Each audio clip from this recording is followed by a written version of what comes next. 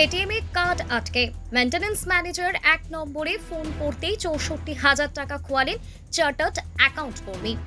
এটিএমে card আটকে যাওয়ার পর মেশিনে লাগানো এটিএম মেইনটেনেন্স ম্যানেজারের মোবাইল নম্বরে ফোন করতেই অভিনব সার্ভার প্রতারণার শিকার হলেন এক চার্টার্ড অ্যাকাউন্ট কর্মী। প্রতারকদের নির্দেশ মেনে চলার কয়েক মুহূর্তের মধ্যেই তার অ্যাকাউন্ট থেকে ৩ দফায় উধাও হয়ে যায় মোট ৬৪,০০০ টাকা। ঘটনাটি ঘটেছে দুর্গাপুরের একটি রাষ্ট্রায়ত্ত ব্যাংকের এটিএমে। অভিযোগকারী অভিজিৎ সরকার দুর্গাপুরের বিধাননগরের বাসিন্দা। তিনি জানান, বুধবার মেয়ের এটিএম কার্ড নিয়ে টাকা তুলতে গিয়েছিলেন। নিয়মমাফিক কার্ড ঢুকিয়ে পিন নম্বর দেওয়ার পর হঠাৎই কার্ড মেশিনটির ভিতরে আটকে যায়। এটিএম এর স্ক্রিনে কখনো টেম্পোরারি আউট অফ অর্ডার, আবার কখনো ইনসার্ট প্রপারলি বার্তা দেখাচ্ছিল। কার্ড বের না হওয়ায় তিনি দিশেহারা হয়ে পড়েন। ঠিক সেই সময় এটিএম এর বাইরে দাঁড়িয়ে থাকা এক যুবক তাকে সাহায্যের প্রস্তাব দিয়ে মেশিন লাগানো এটিএম মেইনটেনেন্স ম্যানেজারের নম্বরে ফোন করতে বলেন। ফোন করলে অপর প্রান্ত থেকে তাকে দুবার এন্টার এবং দুবার ক্যান্সেল বোতাম চাপতে বলা হয়। তাতেও কার্ড বের না হওয়ায় তিনি ফোনে কথা বলতে বলতে এটিএম এর বাইরে বেরিয়ে আসেন। এরপরই তার মোবাইলে একের পর এক টাকা কেটে নেওয়ার বার্তা আসতে শুরু করে। দ্রুত এটিএম এ ফিরে এসে তিনি দেখেন সাহায্যকারী যুবক উধাও, পাশাপাশি মেইনটেনেন্স ম্যানেজারের নম্বর লেখা কার্ডটিও আর সেখানে নেই। অভিজিৎ সরকারের দাবি, তার অ্যাকাউন্ট থেকে ৩ দফায় মোট ৬৪,০০০ টাকা ডেবিট হয়েছে। এর মধ্যে ১০,০০০ টাকা এবং ৫,০০০ টাকা ক্যাশ উইথড্রল হিসেবে বাকি ৪৯,০০০ টাকা বিহারের একটি বস্ত্র বিপণীতে লেনদেনের মাধ্যমে কেটে নেওয়া হয়। ঘটনার পর তিনি সংশ্লিষ্ট ব্যাংকে লিখিত অভিযোগ দায়ের করেন। পাশাপাশি ফরিদপুর ফাঁড়িতে অভিযোগ জানান এবং পুলিশের পরামর্শে জাতীয় সাইবার অপরাধ পোর্টালেও অভিযোগ নথিভুক্ত করেন। হ্যাঁ, অ্যাকচুয়ালি আমি কালকে রাতে এটিএম থেকে টাকা তুলতে গেছিলাম।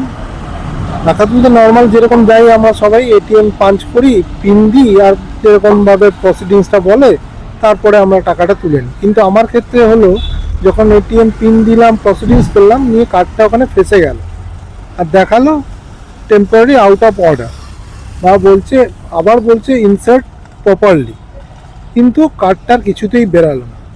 সেক্ষেত্রে আমি একটু কনফিউজড হয়ে গেলাম। আর করলাম কি, আমি একটু এদিক ওদিক তাকাতে পেছনে দেখলাম একটা ছেলে এটিএম এর বাইরে দাঁড়িয়ে আছে। ও এলো, মানে যেমন নর্মাল যেমন আমাকে হেল্প করার জন্য সবাই আসে তেমন এলো। আসার পর ও আমাকে দেখালো যে ও পাশে একটা এরকম কার্ডে লেখা রয়েছে এটিএম মেইনটেনেন্স ম্যানেজার, একটা ফোন নাম্বার দেওয়া আছে। আমাকে ও প্রভোগ করলো যে ওটাতে ফোন করুন।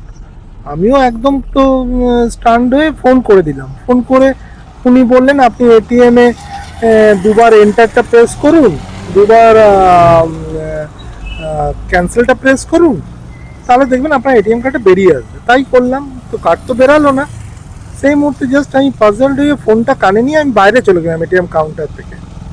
তখন দেখলাম আমার টাকা অলরেডি ডেবিট হতে শুরু করেছে। তো আমি সঙ্গে সঙ্গে আমার এটিএম কাউন্টারে ঢুকলাম, কিন্তু তখন আর ওই ছেলেটা কিন্তু ওখানে নেই। ওই ছেলেটাও নেই, সবথেকে বড় ব্যাপার ওই কার্ডটাও ওখানে নেই। কার্ডটা কি ভিতরে রয়েছে না? কার্ডটা নেই, কার্ডটা কিন্তু নেই, এবং ছেলেটাও নেই। কার্ডটা কি এর আগে দেখা যাচ্ছিল? কার্ডটা এর আগে ওই আমাকে দেখিয়েছিল যে ওখানে একটা কার্ড আছে, ও কার্ডটা নাম্বার রয়েছে, ওই নাম্বারে একবার ফোন করে দেখতে পারেন। আমি করলাম। তারপরে আমার ওই ম্যানেজারের নাম্বারটা নেই। না ম্যানেজারের নাম্বার যে কার্ডে লেখা ছিল, ওটা একটা এমনি কার্ডে, নর্মাল কার্ডে বড়, হ্যাঁ বড় করে পোস্টারিং এর মতো, সেটা নেই। মানে সেটা হয়তো ওই ছেলেটাই নিয়ে বাইরে চলে গেছে বা কিছু। তারপর আমি ওখানে আপনার এটিএম কার্ডটা কি মেশিনেই ফেসেছিল? মেশিনেই ফেসে রয়েছে, এবং মেশিনে ফেসে নেই সেটা এখনো পর্যন্ত ফেসে আছে। মানে আমি ব্যাংকে গেছিলাম, ব্যাংকের কোনো রকম কোনো ইয়ে নেই যে ওই মেশিনে একটা কার্ড ফেসে আছে, মেশিনটা বন্ধ হয়ে আছে, সেরকম কোনো ব্যাপার নেই। বলছি কত টাকা ডেবিট হয়েছে আর কোথা থেকে হয়েছে? 3 বার ডেবিট হলো। একবার হচ্ছে 10,000, একবার 5,000 যেটা দেখাচ্ছে ক্যাশ উইথড্রল, আর একবার পিওএস দেখাচ্ছে, সেটা 49,000, এবং সেটা দেখাচ্ছে জুব ফ্যাশন পাটনা, দুর্গাপুর থেকে পাটনা। মানে সেকেন্ডের মধ্যে ওটা পাটনা থেকে পিওএস হয়ে ডেবিট হয়ে গেল। কত টাকা টোটাল গেছে? টোটাল গেল ওটা 64,000। আপনি অভিযোগ জানিয়েছেন?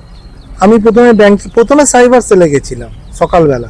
ওনারা বললেন যে এটা আমাদের ইয়ের মধ্যে পড়ছে না, আপনি একবার থানায় জানান। ওটা পড়ছে ফরিদপুর থানায় জানান। তো আমি ব্যাংকে গেছিলাম, ব্যাংকে অভিযোগ জানালাম, ওরা একটা কমপ্লেন লজ করলো, আমি থানায় একটা জিডি করলাম, ফরিদপুর ফাঁড়িতে। ফরিদপুর ফাঁড়িতে একটা জিডি করলাম। ইন্সপেক্টর আমার খুব হেল্প করলো। এরপরে উনি বললেন অনলাইন সাইবার সেলে একটা কমপ্লেন করে দুটো মিলিয়ে ব্যাংকে জমা দিতে। কি মনে হচ্ছে যে এটা থেকে রক্ষী ছিল এই ইয়েটা? কোনো রকম সিকিউরিটি এখানে ছিল না। এটিএমটা আমি আগেও এই এটিএম কাউন্টার থেকে টাকা তুলেছি, কোনো সিকিউরিটি কোনোদিন দেখিনি, এবং এইবার তো আমার সঙ্গে এই ঘটনা ঘটলো। এই রাষ্ট্রায়ত্ত ব্যাংক রাষ্ট্রায়ত্ত ব্যাংক, কোন কোম্পানি? এটা হচ্ছে ব্যাংক অফ ইন্ডিয়া। কি চাইছেন মানে? চাইছি বলতে নর্মাল ওয়েতে আমার টাকাটা আমার কাছে চলে আসুক, এটাই চাইছি, যার জন্য আমি ব্যাংকেও। কি বলবেন? হ্যাঁ, সিকিউরিটি নিয়ে কি বলবেন? সিকিউরিটি তো আমার এটা একটা মানে কি বলবো, একটা আমার ইয়ে হলো এরকম যে এরপর থেকে কোনো সিকিউরিটি ছাড়া কোনো এটিএমে ঢোকাই উচিত না, কারোরই ঢোকা উচিত না। অনেক এটিএম রয়েছে, আমার মনে হয় 95% এটিএম রয়েছে সিকিউরিটি ছাড়া।